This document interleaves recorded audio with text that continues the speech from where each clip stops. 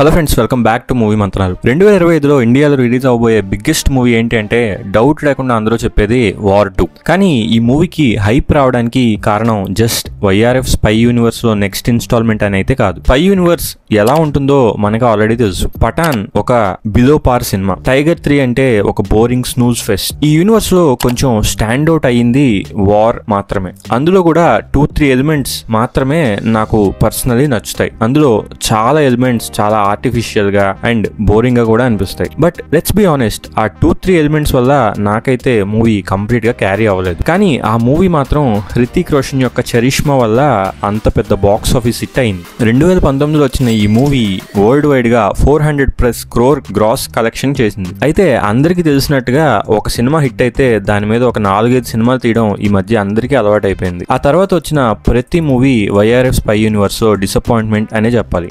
Pathan, tiger 3 అయితే నాకు అస్సలు నచ్చలేదు. పఠాన్ అయితే 1000 crores గ్రాస్ చేసిన టైగర్ 3 బాక్స్ ఆఫీస్ దగ్గర ఫ్లాప్ గా నిలిచింది. అయితే మేకర్స్ ఈసారి పాన్ ఇండియా లెవెల్లో ఈ మూవీకి హైప్ పెంచాలి అని జూనియర్ ఎన్టీఆర్ గారిని ఆన్ బోర్డ్ చేయడం జరిగింది. That was a master stroke అని నా opinion and it work. Honestly చెప్పాలంటే వార్ 2 కోసం నేను ఎక్సైటెడ్ గా ఉన్నాను అంటే దానికి ఓన్లీ రీజన్ జూనియర్ ఎన్టీఆర్ గారు. నేను కాదు, సౌత్ ఇండియాలో పొద్దున్న నుంచి టీజర్ కోసం వెయిట్ చేసిన ప్రతి ఒక్కళ్ళు ఎన్టీఆర్ ఫ్యాన్ అవ్వచ్చు, న్యూట్రల్ వ్యూవర్ అవ్వచ్చు, ఆర్ వేరే హీరోస్ ఫ్యాన్ కూడా అవ్వచ్చు. కానీ వాళ్ళందరూ ఈ మూవీ టీజర్ కోసం వెయిట్ చేయడానికి రీజన్ జూనియర్ ఎన్టీఆర్ గారు. ఇది డినై చేసే విషయమే కాదు. పఠాన్ లో కబీర్ అండ్ జిమ్ కనెక్షన్ ని మనకి ముందే హింట్ చేశారు. జిమ్ కి జరిగిన బిట్రేయల్ వల్ల విలన్ గా మారాడు అని మనందరికీ తెలుసు. వార్ మూవీ ఎండింగ్ లో కల్నల్ లూత్రా కూడా సీక్రెట్ గా కబీర్ ని ట్రైటర్ గా డిక్లేర్ చేసి సీక్రెట్ మిషన్ లో పంపించాడు. అండ్ టైగర్ 3 మూవీ ఎండ్ లో కూడా కబీర్ కి లూత్రా మిషన్ ఇచ్చినట్టు చూపించారు. అయితే ఈ విషయాల్లో మాత్రం వైఆర్ఎఫ్ యూనివర్స్ లో కంటిన్యూటీ మెయింటైన్ చేశారు. కానీ టైగర్ 3 ఎండింగ్ మీరు గుర్తు చేసుకుంటే ఇక్కడ కబీర్ ఒక డార్కెస్ట్ విలన్ ని ఫేస్ చేయాలి అని మనకి చూపిస్తారు. The biggest problem with spy universe లో ఉన్న బిగ్గెస్ట్ ప్రాబ్లమ్ ఏంటంటే simple, lack of originality and cinematic growth. Every movie feels like a copy paste template with different hero. ఒక స్పై, ఒక బికినీ షాట్, ఒక డాన్స్ నెంబర్, ఒక car chase, ఒక snow fight and ఒక fight sequence. Pakistan అంటే ఒక అద్భుతమైన దేశం అని చూపించడం with different actors. Content wise there is no emotional depth, no solid writing, just surface level patriotism and forced mass moments అంతే. స్పై యూనివర్స్ అంటే ఒక టెంప్లెట్ మూవీ అని ఇప్పటికే అర్థమైపోయింది. ఇందులో విలన్స్ కూడా చాలా వన్ డైమెన్షనల్ గా ఉంటారు.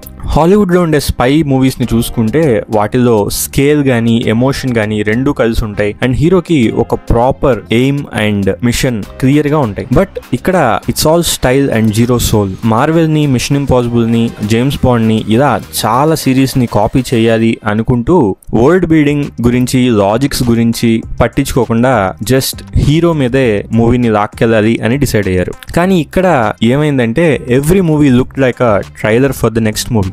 No payoffs, no satisfaction. Thoughts on teaser. NTR గారి బర్త్డే కి టీజర్ ని వైఆర్ఎఫ్ వాళ్ళు రిలీజ్ చేశారు. హౌస్ ద టీజర్ అని చెప్పాలంటే నాకైతే యావరేజ్ అనిపించింది. అందరికి హైప్ క్రియేట్ చేసిన టీజర్ ని నేను యావరేజ్ అని చెప్పడానికి ఒక రీజన్ ఉంది. అదేంటంటే నాకు వార్ టీజర్ ఎలా ఉందో అలాగే అనిపించింది వార్ 2 టీజర్ కూడా. విఎఫ్ఎక్స్ బాలేదు, చాలా ఆర్టిఫిషియల్ గా అనిపించినాయి కొన్ని షార్ట్స్ అయితే. Music same old spy universe pattern. కానీ వార్ థీమ్ మాత్రం నాకు చాలా ఇష్టం. ఇక్కడ మనం మాట్లాడుకోవాల్సిన విషయం ఏంటంటే వార్ మూవీ డైరెక్షన్ గురించి. వార్ అండ్ పఠాన్ మూవీస్ ని సిద్ధార్థ్ ఆనంద్ గారు డైరెక్ట్ చేశారు. అయితే ఆయన డైరెక్షన్ మీద ఉన్న కంప్లైంట్ ఏంటంటే అన్ని మూవీస్ ఒకేలా ఉంటాయి ఆయనవి అని. ఈవెన్ సిద్ధార్థ్ ఆనంద్ డైరెక్ట్ చేసిన ఫైటర్ లో కూడా ఎడిటింగ్ గానీ ఆ యాక్షన్ ప్యాటర్న్ గానీ సేమ్ గా అనిపిస్తుంది. సో ఒక ఫ్రెష్నెస్ కోసం వైఆర్ఎఫ్ వాళ్ళు కొత్త డైరెక్టర్ ని తీసుకొచ్చారు. అతను ఎవరో కాదు, మన అయాన్ ముఖర్జీ తీసిన లాస్ట్ మూవీ ఏంటంటే బ్రహ్మాస్త్ర అనే కాకుండా ఏ జవానీ హై దివానీ అండ్ వేకప్ సీడ్ లాంటి మూవీస్ కూడా తీసాడు అయాన్ ముఖర్జీ. అయితే ఇనీషియల్ గా ఈ అనౌన్స్మెంట్ జరిగినప్పుడు నాకున్న థాట్ ఏంటంటే మనం ఒక ఫ్రెష్ స్పై యూనివర్స్ మూవీని చూడబోతున్నాం అని. సో ఈ టీజర్ వచ్చేదాకా నేను కూడా చాలా ఎక్సైటెడ్ గా ఉన్నాను అండ్ మూవీ ఏ డైమెన్షన్ లో వెళ్ళబోతుంది అని చూడడానికి. కానీ టీజర్ వచ్చాక నాకైతే సేమ్ ఓల్డ్ స్పై మూవీ చూసినట్టు అనిపించింది. అండ్ కమింగ్ టు మన టీజర్, ఆ ట్రైన్ మీదకి దూకి పరిగెత్తే సీన్ అయితే నాకు చాలా ఆర్టిఫిషియల్ గా అనిపించింది. నేనైతే అసలు యాక్సెప్ట్ చేయలేకపోయిన మూమెంట్ అది. ఇన్ని రోజులు మనం వినయ విజయరామలో ట్రైన్ మీద దూకిన సీన్ ని అన్ని ట్రోల్స్ చేస్తున్నా కూడా మళ్ళీ అలాంటి సీనే మూవీలో తీయాలి అని ఎలా అనిపించిందో నాకైతే అర్థం కావట్లేదు. బ్రహ్మాస్త్ర తర్వాత నేనైతే ఒక fresh visual and storytelling expect చేశాను అయాన్ ముఖర్జీ నుంచి. But it's just not there.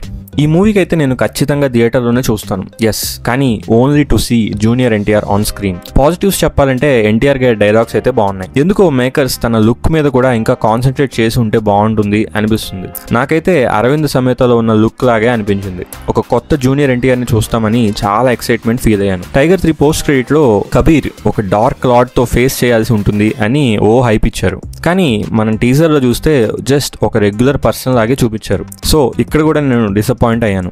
Final thoughts చెప్పాలంటే వార్ 2 ఎప్పుడు వచ్చినా 1000 crores అయితే ఖచ్చితంగా వస్తాయి. బట్ ఇక్కడ బాక్స్ ఆఫీస్ కలెక్షన్స్ ప్రాబ్లం కాదు. రియల్ ప్రాబ్లం ఏంటంటే సినిమాటిక్ గ్రోత్ లేకపోవడం. స్క్రీన్ మీద ఎలా చూపిస్తున్నారు అనే విషయంలో డెవలప్మెంట్ లేదు. హృతిక్ గారు ఏమో వార్ లో ఎలా ఉన్నారో అలాగే ఉన్నారు, స్టైలిష్ గా, హ్యాండ్సమ్ గా. అండ్ ఎన్టీఆర్ గారేమో ఒక జనరిక్ విలన్ లాగా కనిపిస్తున్నారు. అండ్ నాకైతే ఇది నచ్చలేదు. ఇది నా పర్సనల్ ఒపీనియన్. ఎవరైనా నా ఒపీనియన్ కి అగ్రీ అవ్వకపోతే కింద కామెంట్స్ లో మీ ఒపీనియన్ ని చెప్పండి. Thank you so much for watching our video.